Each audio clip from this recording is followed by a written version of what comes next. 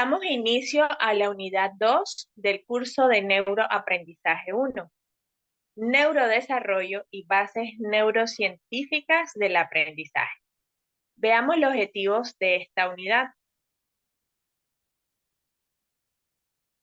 Como objetivo general es la de relacionar el neurodesarrollo y las bases neurocientíficas mediante el análisis crítico de sus teorías con el fin de mejorar la enseñanza y el aprendizaje en diversas áreas y dimensiones. Como objetivos específicos vamos a elaborar un esquema mental de los diferentes desarrollos neuropsicológicos para que el estudiante pueda tener una observación y valoración acertada en la realidad de un salón de clase. Y segundo, objetivo específico es aplicar alguna o varias de las teorías neurocientíficas que contribuyan a mejorar el proceso cognitivo de los estudiantes. Vamos entonces al tema 1, que es el desarrollo de habilidades neuropsicológicas del aprendizaje. ¿Sí? ¿Cuáles son estas habilidades o cuál es el desarrollo de las habilidades neurocientíficas del aprendizaje según Pérez y Capilla en el 2008? Ellos reiteran que la adquisición y el desarrollo de destrezas y habilidades se encuentra dentro de un amplio rango de edad específico. Es decir, así como estamos esperando gatear dentro de un periodo específico, empezar a hablar dentro de un rango de edad específico, en cada desarrollo se esperan ciertas habilidades vayan tomando su maduración o su desarrollo. Pero aún así pueden tener diferentes variaciones en cada niño, ¿sí? Puede estar más próximo o más distante dentro de ese rango. Pero con la observación y el desarrollo en conjunto de todas esas habilidades, entonces pudiéramos tener lo que también reiteran, que es ese proponer hitos evolutivos del desarrollo. Eso nos permite entonces verificar que tanto está dentro o fuera del rango y que lo esté haciendo a su propio ritmo. Hay muchas escalas de estos hitos para saber cuánto está logrando en su desarrollo, su aprendizaje. Sin embargo, el desarrollo va a variar, el desarrollo funcional del cerebro va a variar de persona a persona de acuerdo a algunos factores como el contexto donde se desenvuelva, el estado emocional en el que se le enseñe y el nivel de estimulación.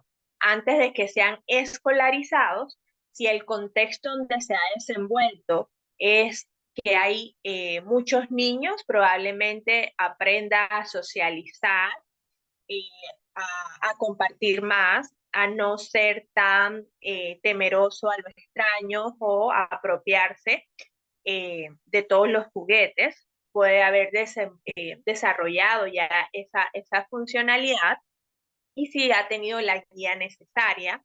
También se le ha estimulado esa parte del compartir, esa parte de recoger juguetes, por decirlo a un ejemplo, a tempranas edades. Si se le ha empezado a hablar en otros idiomas, ese también es un nivel, es una forma de estimulación diferente. El estado emocional, si se le ha estado eh, eh, castigando, regañando, gritando constantemente o ha estado expuesto a escenas muy violentas o al contrario, muy anímicas, alentadoras. Entonces todo esto va a influir en el desarrollo funcional de la persona, ¿sí? Escuchar diferentes voces, compartir con adultos o con niños, si es un hogar donde solo son adultos y el tipo de vocabulario que utilicen los adultos, entonces también eso contribuye a ese contexto en que se desenvuelve. Entonces, las habilidades neuropsicológicas del aprendizaje va a depender de lo siguiente.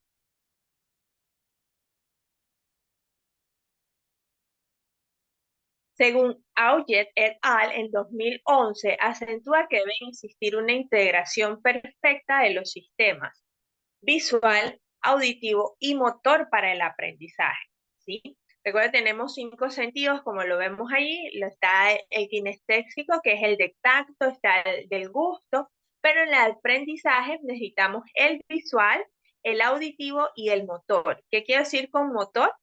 Pues que todos los que necesiten ese movimiento. El kinestésico puede estar dentro de lo motor, el gustativo también, porque usa la lengua y la lengua es movimiento. Entonces requiere de estos tres para generar esa habilidad neuropsicológica. La información que provenga de estos sentidos es analizada y contrastada a nivel del cerebro. En consecuencia de esa coordinación surge una información de orden superior, lenguaje oral, orientación espacial y codificación de símbolos escritos o grafemas. ¿Sí? Entonces, ¿qué surge de esta coordinación de sistemas? Vamos a ver.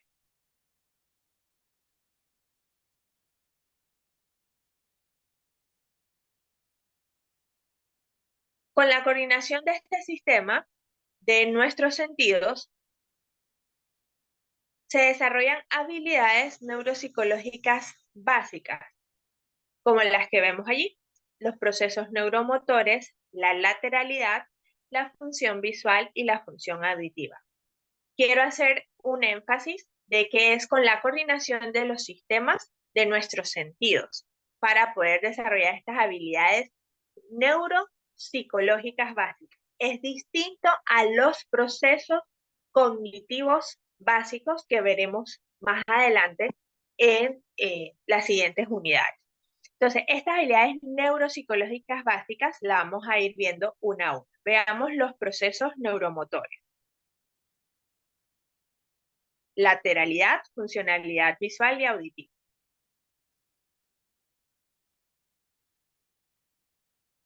Ajá, esta es la de la coordinación de sistemas que ya les mencioné. Seguimos con las habilidades neuropsicológicas.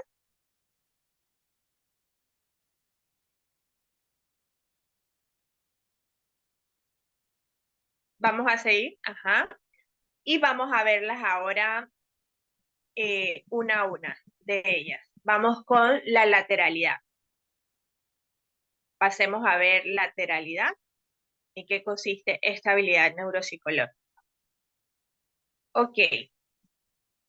Seguramente cuando escuchamos lateralidad vemos los lados, ¿verdad? Y como vimos en la unidad de nuestra estructura cerebral, cómo está estructurado nuestro cerebro, ¿no? Ese puente y que sí tenemos esta parte de dos hemisferios y que no trabaja uno independiente del otro, sino que pueden trabajar como un gran orquestador, un gran integrador de la información que le llega por ambas vías, ¿sí?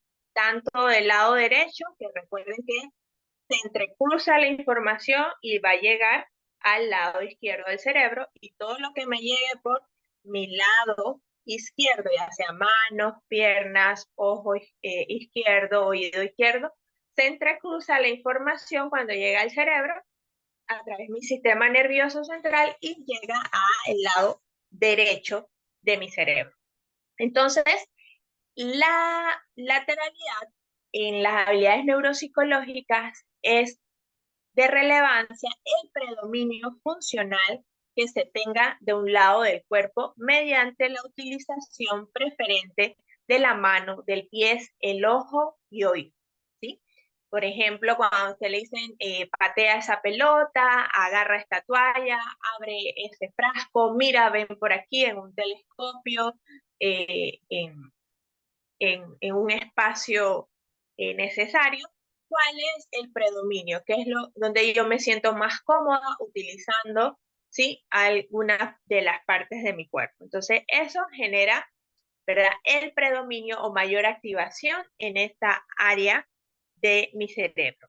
Portellano en el 2009 recalca que es la manifestación de la dominancia cerebral que se va consolidando a lo largo de la infancia, y ese predominio va a guiar el desarrollo de actividades como la escritura o manipulación manual de los objetos. Por lo tanto, un retraso no adecuado del desarrollo de la lateralidad trae consigo repercusiones en cada uno de los distintos ciclos evolutivos del niño, es decir, en la coordinación motora, el desarrollo psicomotriz, capacidad de orientación, percepción espaciotemporal y esquema corporal, ¿sí? Entonces, su esquema corporal es importante para que él entienda lo que es derecha, izquierda y pueda ubicarse en direcciones, ¿sí? Le pueda dar la espaciotemporalidad, le pueda dar la coordinación motora, ¿sí? De cómo desarrollar un dominio, ¿sí? Y vemos que a veces experimentan con dos hasta que van viendo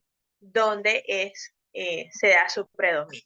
A raíz de tales problemas, los procesos de aprendizaje se van a ver implicados en áreas relacionadas como lenguaje, escrituras y matemáticas. ¿Ok? Entonces, tal como lo vemos ahí, puede haber una lateralidad homogénea, que puede ser soy totalmente diestro o totalmente zurda, una lateralidad cruzada o una lateralidad ambidiestra. Lo importante es que aunque mi predominancia sea diestra o zurda, eso no quiere decir que tenga un lado del cerebro más desarrollado que el otro. Como ya vimos, hay un gran orquestador e integrador de las funciones. Puedo generar, desarrollar ambos lados del cerebro e integrar. Vamos con los procesos neuromotores. Otra de las habilidades, la segunda de las 4 habilidades neuropsicológicas básicas que se dan con la integración de nuestros sistemas sensoriales. En la parte de los procesos neuromotores, vemos que existe una estrecha relación entre el desarrollo motriz sensorial y el desarrollo del sistema nervioso. Por esto, el nombre de procesos neuromotores. El desarrollo motriz consiste en una serie de cambios en las competencias motrices, es decir, en la capacidad para realizar progresiva y eficientemente diversas acciones motrices que se producen fundamentalmente desde el nacimiento hacia la edad adulta. Por lo tanto, se producen cambios en la estructura, dando lugar al aprendizaje de una serie de habilidades motrices, contribuyendo al desarrollo tanto biológico del pensamiento y de integración social. Se puede evaluar el desarrollo a una edad temprana por medio de patrones básicos del movimiento de ese desarrollo motriz, como les mencionaba, el arrastre, el gateo y la marcha que se espera a cierta edad. Asimismo, se debe valorar la capacidad de agarre, que pueda agarrar moneditas y poner dentro de una alcancía, por ejemplo, manipulación de elementos en las manos, habilidad para mover y manipular objetos con los dedos. Su objetivo es determinar qué deficiencias y trabajarlas para alcance de su madurez. También el arrastre y el gateo sean los correctos, ¿no?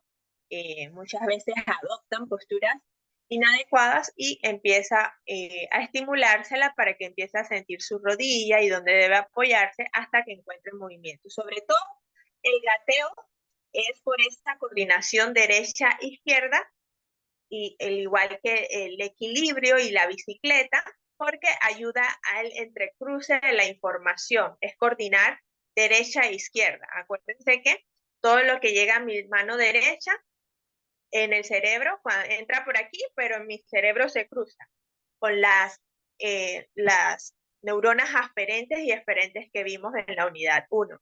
Igualmente, del lado contrario. Entonces, cuando yo trabajo manos y brazos en conjunto, llevo precisamente esa coordinación, esa parte del ritmo. También pasa con la música, cuando tengo que llevar un ritmo y hacer dos movimientos. Entonces, eso es parte de ese proceso neuromotor.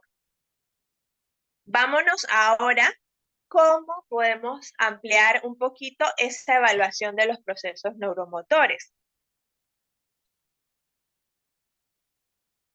¿Mm? Ya les había mencionado el arrastre, el gateo y la marcha, la capacidad de agarre, la manipulación de los elementos en la mano, la habilidad para mover y manipular objetos con los dedos, y que si yo encuentro un retraso en este desarrollo motor de alguna de las habilidades esperadas a una edad determinada, es importante entonces brindarle la estimulación necesaria, ¿ok?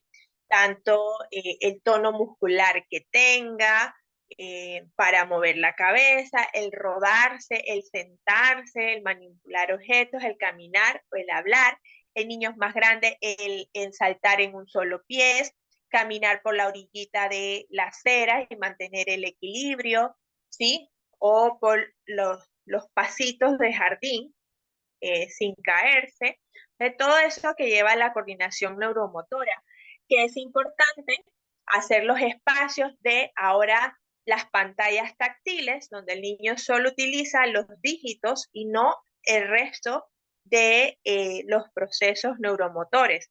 Entonces, llevarlos al parque, que manejen el triciclo, los patines, el monorriel, todo esto ayuda en esos procesos neuromotores y por eso tal vez estamos viendo un auge de muchos retrasos en este desarrollo porque desde bebé ya el niño le llama atención la luz de la pantalla de cualquier dispositivo que tengamos, del flash de la cámara, del video que le pongamos, aunque sea infantil, de la tablet, ¿no? Y ahí queda inmerso en este mundo, pero no está creando conexiones neuronales como cuando se encuentra un objeto y trata de manipularlo, sentirlo táctilmente, dónde lo puede meter, si se le cayó, ir hasta allá a recogerlo, ver cómo rueda. Entonces, esto le permite ese desarrollo versus dejarlo rezagado, generar un retraso.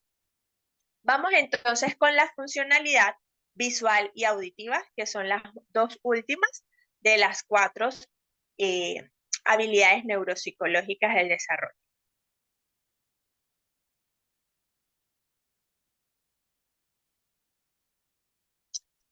Bien, aquí tenemos entonces que en la funcionalidad visual, lo que les mencionaba, la tecnología ha dado lugar a la necesidad de un adecuado funcionamiento del sistema visual gracias al uso de dispositivos electrónicos, además de todo lo que implica las actividades escolares que requieren de una visión próxima. De esta manera, las habilidades visuales y perceptuales van a permitir un buen desempeño, sobre todo en el proceso lector, cuyo fin es leer rápido y comprender e integrar esta información dentro de la memoria visual para disponer a ella. Se ha comprobado que los movimientos oculares son responsables de que la imagen y los estímulos externos sean captados por la retina, especialmente durante la lectura. Por esto, sin duda, es indispensable que exista un correcto movimiento ocular, ¿sí? Y también la coordinación ojo-mano, sobre todo, pues, cuando tenemos que ver desde un espacio y copiar en otro espacio. Entonces, yo debo coordinar lo que mis ojos ven, la parte visual y la parte motora. Los movimientos oculares que se dan durante el aprendizaje de la lectura son sádicos de fijación, de seguimiento y regresión. Si se observan problemas en alguno de esos movimientos, es necesario pues acudir lo más pronto posible a un especialista, ¿no? Entonces, en esta parte pues podemos revisar eh, algunas señales o indicadores que el chico pueda estar dando. A veces ven borroso y puede ser parte de algún un problema visual, como pueden ser otras situaciones como un tumor que puede estar presionando el nervio óptico y eso pues lo detectará el especialista. En cuanto a la funcionalidad auditiva, entonces tenemos que la audición está estrechamente relacionada con el desarrollo del lenguaje, medio que permite al ser humano comunicarse. Entonces, por eso que sabemos que las personas sordas pueden gutular algunos sonidos, pero al no tener la audición, probablemente no puedan emitir el sonido, ¿no? Entonces, el sonido y la interpretación son los puntos de partida de la funcionalidad auditiva. De esa manera, el proceso comienza con la información sensorial que llega de manera oportuna a las áreas especializadas del cerebro para que se dé este proceso superior de la organización del lenguaje. En consecuencia, se llevan a cabo procesos de localización espacial, del fuente del sonido, discriminación auditiva, identificación de los sonidos del habla y comprensión. Estas habilidades son necesarias para el desarrollo y adquisición del lenguaje y el proceso de aprendizaje. De igual manera, si se identifican dificultades en estos desarrollos, la atención también se va a ver afectada, ya que les costará focalizarla y seleccionar los estímulos relacionados con una tarea específica. ¿Sí? Puede tener audición, pero baja, tener una hipoacusia, no escucha completamente o lo escucha de otra manera o confunde fonemas. Entonces ya allí tenemos que ver también en la parte del lenguaje lo que sea la articulación versus ¿no? La capacidad o la habilidad auditiva. Bien. Entonces, revisando un poco de la historia de la neurociencia, es bien sabido que sus orígenes son alrededor de 2000 años atrás. Su importancia se ha extendido a diversos campos, uno de los cuales es de especial interés para los educadores, que es el de la neuroeducación.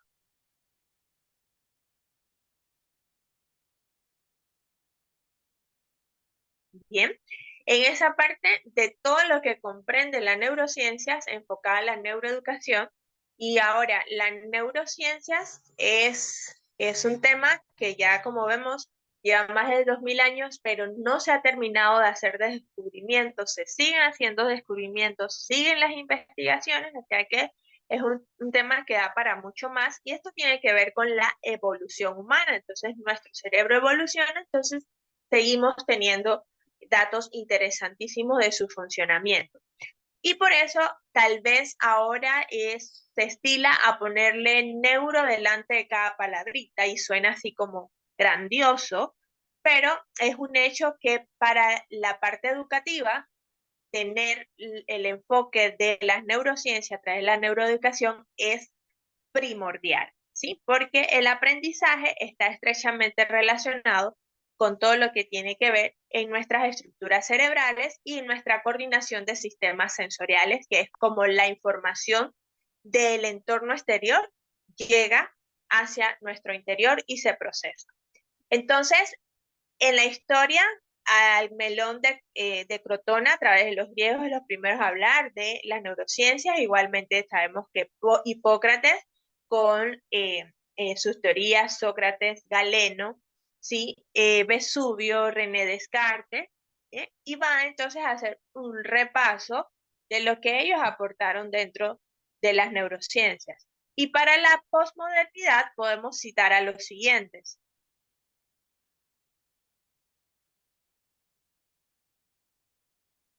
a Du Bois-Reymond, con quien habla de electrificar el cerebro, que le dará según la intensidad de información sensorial o motora. Primero poner algo de electrodos a nivel del cráneo. Luigi Galvani descubre que las células producen electricidad, y de aquí, de paso, inició lo que conocemos como neurofisiología. Broca identifica el centro del habla, que es la que se conoce como el área de Broca en el cerebro.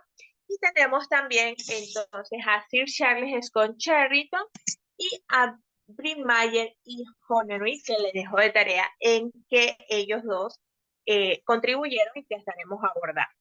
La neurociencia, entonces, como soporte de la neuropsicología, y esta, a través de la neuroeducación, arman una trilogía casi celestial en esta nueva ruta que se nos presenta a los docentes del siglo XX. Que de los atrevidos que somos, irrumpimos al siglo XXI con herramientas que, al saber de hoy, siguen descubriéndose en este mismo instante. Como le dije, puede salir una investigación súper interesante e innovadora en la noche de mañana, y vamos a aprender algo nuevo acerca de nuestro cerebro. Pasemos entonces a ver algunas de las teorías neurocientíficas.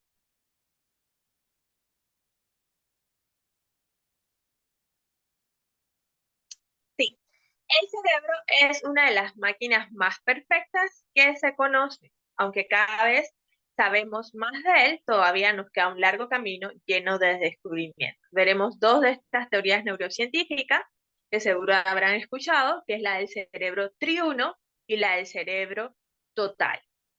El cerebro triuno. Veamos.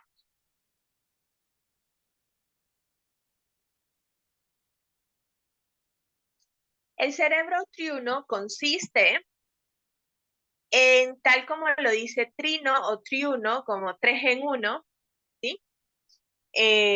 Responde a esa clasificación basada en la evolución del ser humano como especie, aunque hay neurocientíficos que cuestionan este modelo desde la mirada educativa, nos permite tomar una visión práctica de las diversas funcionalidades de nuestro cerebro. Detallamos cada uno de ellos. Tenemos 3 cerebros, como lo ven en la imagen. El cerebro límbico, el reptiliano, y el cerebro cortical o neurocórtex, cada uno con su función. Pasemos a ver el cerebro reptiliano, que se localiza en la parte inferior y trasera del cráneo. Sería la parte más antigua y primitiva, encargada de las funciones básicas y de supervivencia y de los instintos. No es capaz de aprender, vive en el aquí y el ahora, es decir, es pura impulsividad, reacciona. Cubre las necesidades de defender y marcar el territorio, de protegerse y evitar riesgos, por lo que es resistente al cambio, a la innovación. Es como esta parte de los instintos de sobrevivir, de reaccionar, de respirar, dormir, despertar, ritmo cardíaco, es como con las cosas que nacemos desde bebé, ¿verdad? Nuestros párpados se cierran si algo se quiere acercar a los ojos, se cierra como un medio de sobrevivencia o de defensa, ¿no? Si algo está pulloso, tenemos una reacción de sobresalto, ¿sí? O nuestra piel empieza a generar una alergia si tuvimos una picadura de una hormiguita, de manera de que genera una inflamación y luego se va. Si nos raspamos, nuestra piel se regenera. Entonces, todo esto está compuesto, es, es parte de la función de este cerebro reptiliano, ¿no? Esa acción de reaccionar, igual que la respiración, igual que el ritmo cardíaco, que no dejan de funcionar. No somos conscientes que estamos eso hasta que hagamos una respiración consciente, profunda y pensando en ella, que eso también es parte de unir esos 3 cerebros, pero mientras dormimos él sigue funcionando, ¿ok?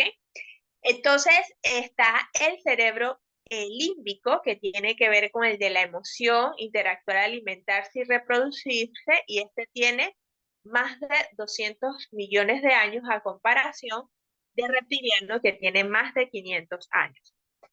Y ese cerebro límbico lo encontramos dentro de la corteza cerebral, casi que en el medio, ahí como lo señala tal cual la figura, por esa parte donde está como el puente, el cuerpo calloso, ahí encontramos las estructuras relacionadas al cerebro límbico, a nuestra emoción, y el cerebro cortical o neurocórtex, que sigue entonces toda esta parte, que tiene esa forma así como rugosa, ¿sí? Y que tiene que ver pues donde está la mayoría de las neuronas, de la razón, del lenguaje, el aprendizaje lógico, y es la que hace entonces las funciones más evolucionadas o funciones ejecutivas superiores, como se le llama, ¿no? Aprender un idioma no es tarea sencilla, ¿sí? Si nos podemos estudiar alemán, latín, chino, a algunos se les será fácil, para otros requiere un poquito más, pero si nunca hemos escuchado sueco, por ejemplo, nuestro cerebro va a ser como, ¿sí? Un bloqueo y no entendió nada, ya, escuchó sonidos solamente, pero no procesó, no pudo generar ningún significado ni organizar esa información. Entonces, esa genera pues un 15% y tiene más de 1000 años con respecto a la evolución. Seguimos. Entonces, ya básicamente les mencioné la del cerebro reptiliano y fui mencionándole la del sistema límbico y neurocórtex con eh, el, el dibujo o gráfico que le presentamos en la diapositiva. Pero vamos a ver el ejemplo del que puede relacionarse al sistema límbico. Si bien el límbico está al centro de las emociones, lo encontramos en todos los mamíferos, se encarga de nuestras memorias a largo plazo, porque todo lo que es emoción graba nuestros momentos felices, los más tristes, los más caóticos, eh, todo lo que fue interactuar. Entonces ahí como que está la película de nuestras vidas y asociamos también todo lo que genera peligros o cuidados, en fin. Entonces, el ejemplo dice que si una vez un perro nos intentó morder, en esta parte del cerebro será la encargada de dirigir nuestra conducta para evitar que esa situación del pasado se vuelva a repetir y hará que no queramos acercarnos a los perros. Entonces, la emoción, ¿sí? La interacción de esto queda grabada en nuestro cerebro límbico y junto al sistema reptiliano, pues nos hace hacer una asociación de peligro. Y a nivel de neurocortes, como le dije, es lo que nos diferencia a las otras especies como base del pensamiento humano y tiene lugar esas funciones cognitivas superiores. Termina de madurar finalmente a la edad de 20 años aproximadamente, por eso muchas leyes están basadas en esta teoría también de esa maduración del cerebro y considerar a los menores de edad todavía en esa inmadurez o en ese proceso de desarrollo.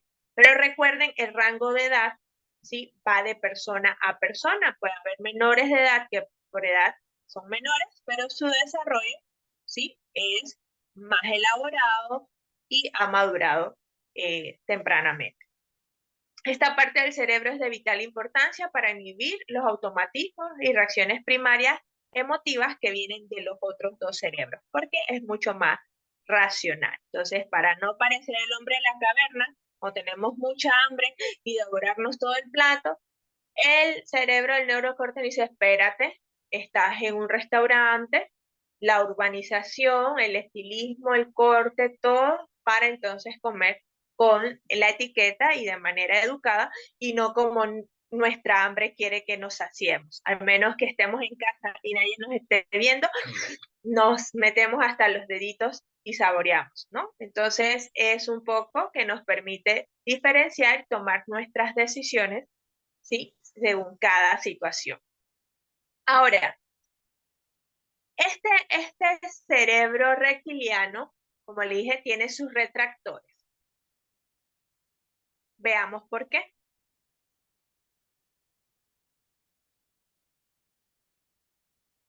Se le dice que es un mito debido a que se ha visto en algunas otras especies, en el caso del modelo propuesto por Paul MacLean para explicar la organización del cerebro humano, la existencia de sistemas contradictorios o al menos alternativos en nuestro comportamiento y la influencia de la evolución como elemento organizador.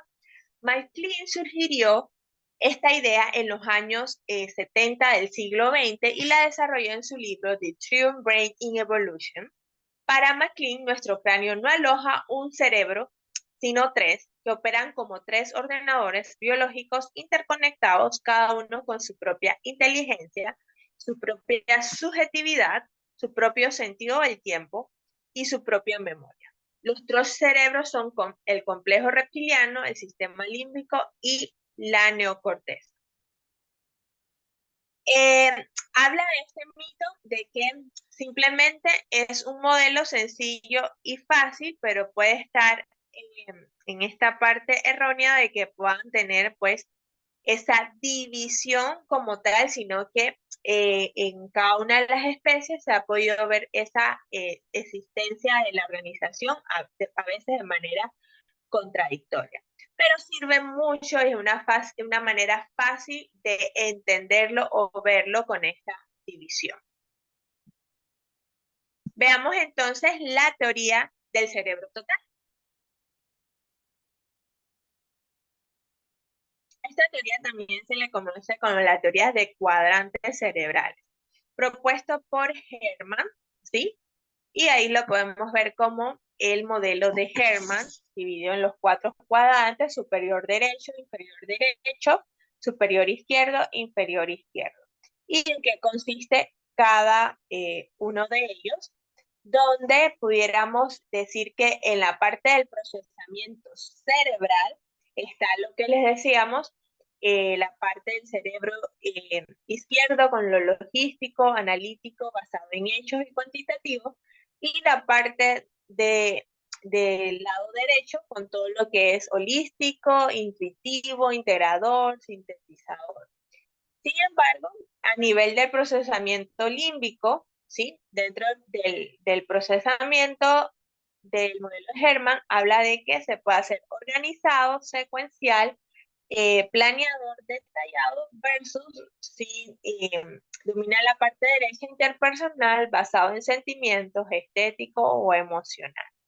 Entonces, con esta teoría del desarrollo de los cuadrantes cerebrales, también pues se nos habla de esa integración total y armoniosa de cada uno de los procesos y no solo eh, una área específica. Otro de los mitos dentro de esta, como vamos a ver en la siguiente diapositiva, es los que ya les he mencionado de las dominancias hemisferiológicas. Esto de eh, ser más dominantes el cerebro izquierdo o el cerebro derecho.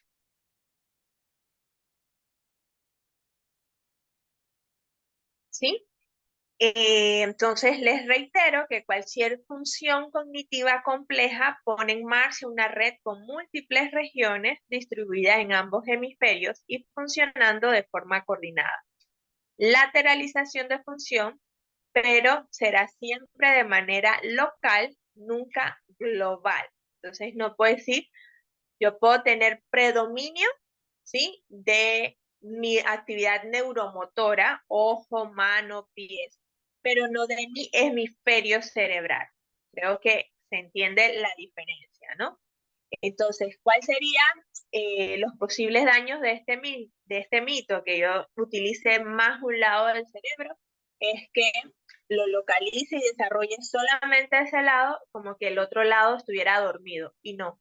Se ha visto dentro de las especies, de los estudios en las especies, que ambos cerebros se activan, ambos lados o hemisferios se activan con predominio tal vez de en el que se sienta más cómoda la persona trabajando. Y eso hace pues limitar la capacidad de aprender como su mayor virtud. Como le dije, la persona que tenga predominio del lado derecho y tal vez no ha desarrollado tanto la parte holística, artística, musical y todo lo demás, sin embargo, lo puede aprender, ¿sí? Si pone en activación, ¿sí? Y coordina ambas dominancias esféricas. Neil deGrasse Tyson, el famoso astrónomo y divulgador científico, dijo: I am braining, no right braining or less braining. I have a brain. ¿Sí? Entonces, esto nos dice, tengo un cerebro, no un cerebro derecho o un cerebro izquierdo, ¿no? Sino que tengo un cerebro. Es una forma básica en la que se pueda traducir su expresión. Y bueno, de esta manera finalizamos la unidad número 2 y nos estaríamos viendo en las sesiones para revisar un poco lo que se llevan de esta unidad. Hasta luego.